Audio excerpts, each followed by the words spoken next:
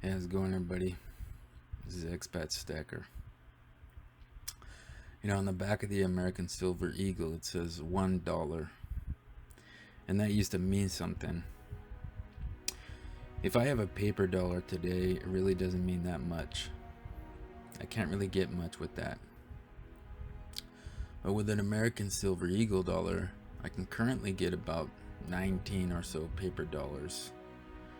And that does mean something. So which dollar would you rather have? The silver one or the paper one?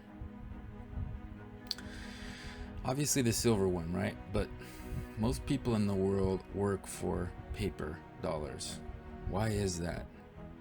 If you have one silver dollar that's worth 19 paper dollars, why wouldn't you try to work for that silver dollar instead of the paper dollar? Is it because we've been misled or tricked? Or have we given away our sovereignty to decide things for our own economic reality? The mind is a powerful thing, and as one of the greatest human beings who ever lived once said, a warrior's deadliest weapon is his mind. Learning something can be the difference between life or death, prosperity or poverty, and many other outcomes in life. So I invite you to watch this whole video, and I hope that it helps you to learn something and perhaps allows you to add new perspective. I'm not going to tell you what to do or what not to do. That's up for you to decide. But what I will do is tell you a story, give you some facts, and hopefully it helps you to use your mind in a powerful way for your benefit. The 1999 movie The Matrix was and still is, for many people who see it for the first time, a very interesting and thought-provoking movie. Now, I'm not a super fan of this movie, and I wouldn't say that it had any sort of profound effect on my life. I've seen it a few times a while ago. But one thing that is unique and undeniable about the storyline in the movie is that it provokes us, almost even forces us, to challenge our own perceptions of reality. It challenges the fundamental paradigms that motivate us to do certain behaviors, the most basic things in daily life that we otherwise may not even think twice about. And one powerful motivator for many people, perhaps even most people, is the idea of earning money. Whether you're a street food vendor on the streets of Seoul or a billionaire hedge fund manager in New York or London, many people live the majority of their adult lives in the pursuit of acquiring money. Even if those people don't think that money is the most important or valuable thing in their life, even if they're not a material person, still people spend the majority of their adult lives working for money. But it's not actually money that people are after, though, but more of the idea or what they believe money can do for them, just like a tool. For most people on earth, it is a tool that gets them the essential things that they need to carry on living, and by that I mean basics: food, water, shelter, safety, security, and so on. For those people who are a little bit more fortunate, they're able to use money to make their lives a little more comfortable. They can get things they want, don't necessarily need for survival.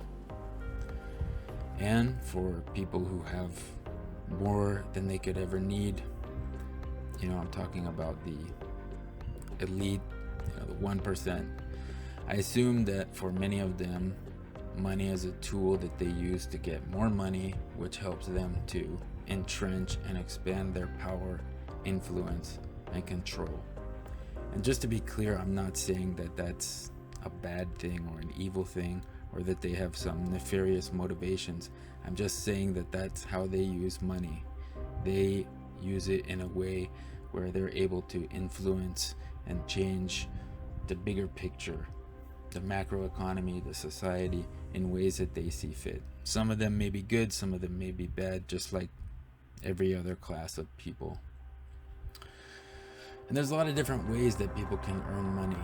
Some people earn a wage or a salary. Some get paid for their time. Some get paid for the quality or the outcome of their work. Some get paid for their level of productivity. Other people own businesses which provide goods and services that people want or need. Other people invest money hoping to turn a profit. Some people do a combination of these things. And the economy is kind of how it all ties together, how things get interconnected with money. It is the transfer of money, time, effort, and so on that we choose to or are obliged to pay for things. But what exactly is money? I mean, money could be anything really, but money has to be certain things and it cannot be other things. So therefore, it has to meet some certain criterias. Money has to be a medium of exchange. It has to be an intermediary in trade. It has to be a unit of account, which means that it can be numbered and counted. So it has to be a quantitative thing. It has to be durable, so it has to have a long, usable life. It can't be easily damaged. It has to be divisible, so that means it can be divided into equally smaller units to make change for things. It has to be portable and transportable and transferable. And it has to be fungible. And that is to say that $1 in my wallet is worth the same $1 as in your wallet. And it has to be a store of value. It needs to be able to retain its purchasing power over long periods of time. And as you can tell from my example in the beginning of this video, the $1 silver dollar is a store of value because it is 1 ounce of silver and it is worth $1. But the paper dollar is not a store of value. 1 silver dollar is worth 19 paper dollars. That's how you can see that the dollar is not a store of value. Now, if you've seen any number of other videos on YouTube about precious metals, you may have run into some of this information. I'm not selling anything. My channel isn't even monetized and isn't even close to being monetized as of the creation of this video. My intentions are pure. I'm just trying to communicate and share ideas, provoke your thoughts, and hopefully help you. So I hope you'll stick with me for the rest of this video. Now, I'm not going to make predictions about where the price of these metals will go or when that will happen. What I will say is this: a good indicator of where you are currently is to look back and see where you've been, and to look around you at what's going on right now and see people's actions, what they're doing to prepare for the near future. So let's do those two things right now, okay? Let's first take a look at where we've been, and I'm going to look at the US economy because the US dollar is currently the reserve currency of the world. So what got the US dollar that status? Well, as many of you know already, from 1897 to 1971, the US backed its currency, the US dollar, with gold. However, in 1913, the Federal Reserve Bank was created, which is a private bank. And it's filled with unelected, unaccountable governors who set monetary policy for everyone in the country. And since the US dollar is the reserve currency of the world, they set the world monetary policy as well by default. So, as I mentioned, in 1913, the Federal Reserve was created. Then, the economy of the Roaring Twenties, in which titans of industry, barons, and tycoons raked in record profits, and the macro economy built up an infamous inflation bubble. Within 15 years of the Fed's creation, we had another infamous event. Black Tuesday crash of 1929 happened on the stock market. Directly after this happened, the same tycoons and barons and titans were sitting rich and fat. The US economy, which was highly rural and highly agrarian at this time, suffered through the Great Depression and the Dust Bowl. The Great Depression lasted until 1933, which was the same year that FDR effectively took the US off of the gold standard and inflated the money supply by 69%. You'll often hear or see on these stacking channels pre-1933 gold. Why is it pre-1933? Well, that is the reason why. And then in 1971, President Nixon officially took the US off of the gold standard. And many people have heard and know this history, but what often doesn't get discussed here is how this politicized the issue of the economy for many people. It wasn't just a sellout of the American dollar. It was a transfer of economic and political sovereignty from public actors that we used to be able to hold accountable in our government through the gold standard to an opaque, unelected, unaccountable group of private bankers who have a pseudo-economic expertise. The Fed always decries its need to be independent of the government. But why does it need this independence if it's supposed to be setting monetary policy for the rest of the country? This is supposed to be a government for, of, and by the people. So why would the people who set the monetary policy need to be independent of that? The reason is because instead of honest money that can't be manipulated, like gold and silver, the Fed sets fiscal policy through interest rates. And as Albert Einstein once said, those who understand interest can collect it, and those who don't pay it. The governors of the Fed, every single one of them, are millionaires who use abstract, unproven economic theories and models to try to control and manipulate the money supply, interest rates, and the business cycle. They care about controlling inflation, number one, and to a far lesser extent, unemployment. They used to care a lot more about unemployment, but that changed in 1971 when they were given a lot more control over our financial system. What the governors at the Fed are not are regular people. As I mentioned earlier, for most people, money is a tool to provide for basic needs and some small things to make our lives a little bit more comfortable. The governors at the Fed aren't people who are thinking about how they're going to afford their next big medical expense, or they're not being forced to decide between, getting a new set of tires on their car or buying their kids glasses or something like that. They want to set interest rates to keep those who understand them always one step ahead, and those who don't understand them always one step behind. But they can only control this situation by controlling the money supply. That is, printing more cash or pulling cash back in.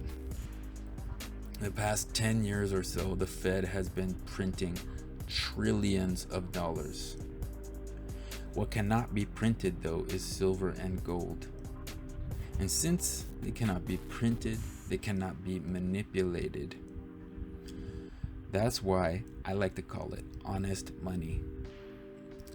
You can convert your fiat dollars into precious metals and lock in your earnings because, as I mentioned earlier, the difference between precious metals and fiat currency is that precious metals are an actual store of wealth and value.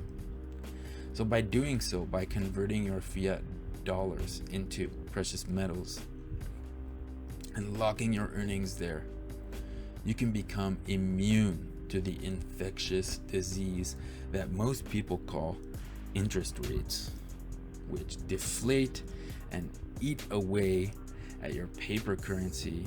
And if you're storing your wealth in paper currency, then you're allowing it to be deflated and eaten away. If something doesn't hold its value over time, then it's not money, period.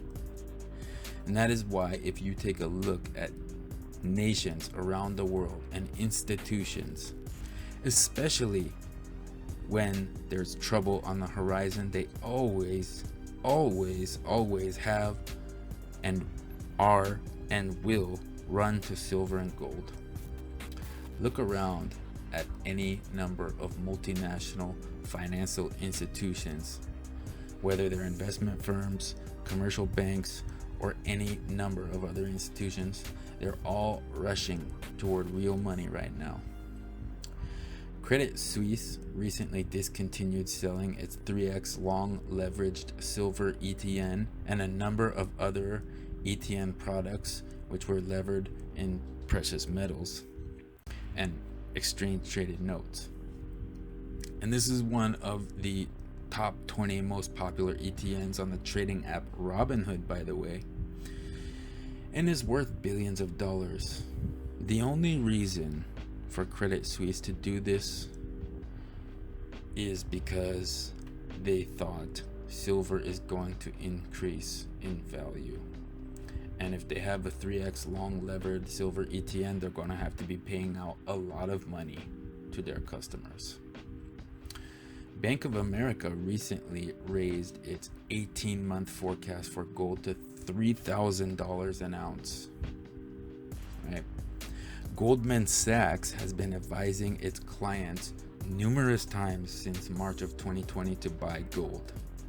Right? So what we're doing right now is we've looked at the past and now we're looking at what's happening, what's going on right now, what the experts and institutions are doing to prepare for the immediate future. And gold has already reached all-time highs in most other currencies other than in the US dollar, and even in the US dollar it's flirting with its all-time highs right now. Silver has also made up all the ground it's lost since March 2020 and then some. And because of their scarcity and utility, precious metals tend to be somewhat cyclical and much less volatile than other asset classes. But when they go on bull runs, and by that I mean large sustained increases in valuation, those runs tend to last for nearly a decade. So you want to be on the train before it leaves the station. So what I see in the past is gold and silver used to be the money system in the world's largest and strongest economy. A group of unelected, unaccountable millionaires took over and crashed the economy and replaced sound money with something that sounded like money but really isn't: the US dollar. It still had a lot of faith until the 1970s, but that's when they told us that money was no longer gold and silver pieces of metal but green pieces of paper. Since then, the regular person who's just trying to live a dignified life has had a sense, and I'm sure you felt it too, that something just isn't quite right with the economy. You can never seem to get ahead. You always seem to be moving sideways or taking a step back, no matter how hard you work, no matter how much you tighten the belt, no matter what you do. This always seems to be the situation. Things just don't add up. And they say when something is too good to be true, it probably is. And not so much anymore these days, but in the recent past, you used to be able to collect interest by leaving your money in a savings account or a CD at a bank. You could probably still get a tiny little interest, but there's so much liquidity and free-flowing paper money that there's really no point for them to provide any interest rate now. But just think about that for a moment. Why would you be allowed to get free money, basically, in quote interest, for doing nothing but just leaving your money at the bank? Doesn't really seem right, does it? You have to go to work to earn that money, and then just by leaving it in the bank, you get more of it for doing nothing? Doesn't seem right, because it isn't right. You weren't doing nothing by leaving your money in the bank. You were giving up your economic sovereignty to those banks, those commercial banks, by leaving your currency with them so that they could control the money supply. And if you kept your cash, they would just print more to devalue your cash. But when you buy a piece of gold or silver, there's a unique feeling that you get.